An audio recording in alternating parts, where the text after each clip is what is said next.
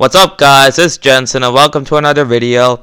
So we're 12 days away from NFL free agency, and obviously the free agent that's caused the most storylines over the past couple of weeks has been Tom Brady. And no one knows where he wants to go. You know, the LA Chargers have been rumored, Tennessee Titans maybe, Las Vegas Raiders, nobody knows. But in my opinion, I think the best destination for Tom Brady is the Miami Dolphins. And it makes so much sense to me why he should go to the Dolphins. I don't know why it's not been rumored even more than it has been. Because when we look at the Miami Dolphins, there's a lot for Brady to like. First of all, it's South Beach. And when you're Tom Brady, a 6-time champion, the GOAT, future Hall of Famer, I'm not sure how excited you are to go to Indianapolis. I mean, I'm just being honest here.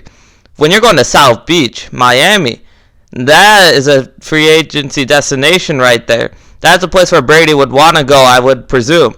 And he's thinking about his family during this free agency time. We have to remember that. Miami is certainly a destination that I would think that they'd be able to agree upon as a pretty good destination, honestly. So there is that. Then when we look at the head coach, Brian Flores. This guy, he led a roster that most of us didn't even think would win a single game. And he took up to 5 wins. That is a great head coach right there. And I know he hasn't really shown it year to year. He doesn't have the experience of a Bill Belichick. But to me, that's a great head coach right there. Then when we look at the GM, Chris Greer, while we have question marks about him, I think that he's proven to make some good moves. I'm a fan of his. I think that he's doing a good job, and I think that he's made some good moves. So you have a working GM and head coach combo. That's something that a team like the Las Vegas Raiders, per se, might not have with John Gruden. Because while we know John Gruden's a great football mind, we also understand the fact that there's a lot of drama that comes with John Gruden and the Las Vegas Raiders. Does Tom Brady really want that right now? So Miami Dolphins make sense in that regard. Then when we look at the roster, 12 draft picks, guys. That's by far the most in the NFL right now for this upcoming draft. And when we look at the cap space, it's among the most in the NFL. You're going to be able to build this team around Brady, even if he takes up $30 to $40 million. That is something enticing right there. And what we don't talk about when we talk about destination like Tennessee or the Chargers is that once you sign Brady, your team is pretty much locked into place. You're not going to really be able to help them any more than your current roster can. You're going to depend on inside development to really put the roster on Brady and elevate them. So when we look at a team like the Tennessee Titans, while we know that offense would be legit with Brady, is that defense going to be good enough? That's a concern. When we look at the LA Chargers, even though their skill possession weapons are great, would they be able to improve the offensive line once they sign Brady to a $30 or $40 million contract? We don't know. That's a concern. And last time I checked, this Miami Dolphins roster isn't completely empty. People act like it's just an empty cupboard. No, it's not. Devontae Parker, the last time I checked, is a pretty dang good wide receiver. Xavier Howard, this guy's still an above-average cornerback. And this guy, Mike Gesicki, 6'6" at tight end. He has a high vertical. He's pretty fast. He's an absolute freak out there. With a guy like Tom Brady, might he be the next Rob Gronkowski? With a guy like Tom Brady at quarterback? We don't know. That's why the Miami Dolphins are such a good free agency destination. They have the number 5 overall pick.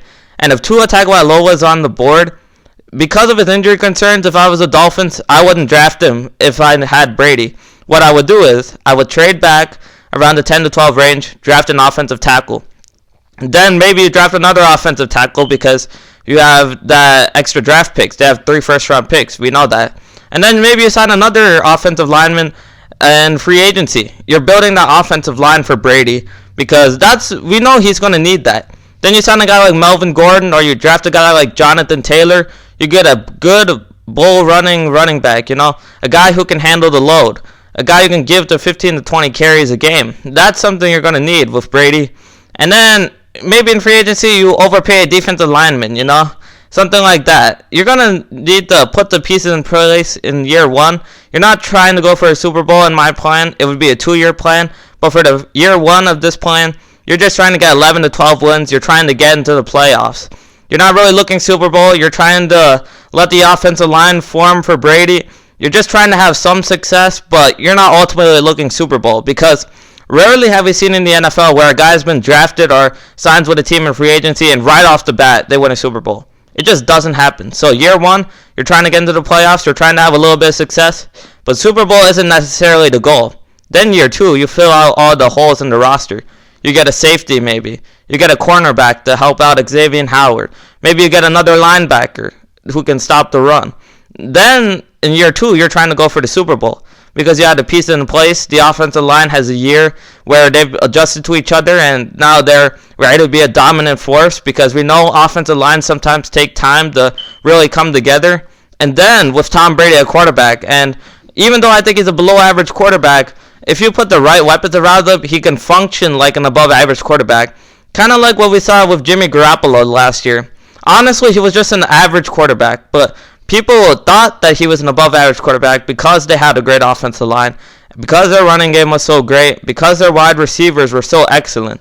So when you look at Tom Brady, maybe a similar situation in Miami, maybe he could lead up to a Super Bowl because we know he still processes the game better than any other quarterback in the NFL right now. And he still has enough arm strength, I would think. Even a year from now, he should have enough arm strength. And I think that Brady there in that type of situation could win a Super Bowl. But why it makes sense for the Dolphins? I think it's pretty simple. This team has not had a franchise QB since Dan Marino. I can't even remember the last time this team was a legit Super Bowl contender. So when we look at this team and we look at a guy like Tua Tagovailoa, we know he can be the franchise quarterback maybe. We know he has that potential. But you can't settle for a what if. What if Tua develops into that guy? What if Tua can stay healthy? You can't settle for that, in my opinion, if you're the Miami Dolphins, if a guy like Tom Brady wants to join your team. You have to sign Tom Brady in that case. Because guys like Tom Brady, they come around maybe once in a lifetime on the free agent market. I mean, a guy like Tom Brady, you have to sign him, in my opinion. And then you build a roster around him. And what we always forget when we talk about the Miami Dolphins quarterback situation is that they still have Josh Rosen. And even though he has had his fair share of question marks, honestly, in Arizona, he didn't look that great. Miami last year, he didn't look that great. There's a reason this guy was a top 10 pick in 2018. This is a pro-style quarterback in UCLA during his college days. And he has a nice spiral. He's very accurate. What if he develops behind a guy like Tom Brady, like a Jimmy Garoppolo did in New England? What if maybe after Tom Brady leaves, maybe if Tom Brady doesn't even win the Super Bowl there, what if Josh Rosen takes over after a year or two of mentorship and then he wins the Super Bowl? I mean, we just don't know. So that's why I think you should sign Brady, because there's a potential he might be able to develop Josh Rosen, who could then take over as your future QB. And then you already have an offensive line around him. You have the skill position weapons. You have a solid defense already. Then you're ready to contend even after Brady leaves. So in my opinion, this makes sense for both sides. And I can understand why a place like the LA Chargers is rumored over and over again. But to me personally, I think that the Miami Dolphins make the most sense. But we'll see how it goes. Thanks for watching this video, guys. Please like and subscribe. I'll be providing more NFL and NBA hot takes as the season goes on. And have a good day.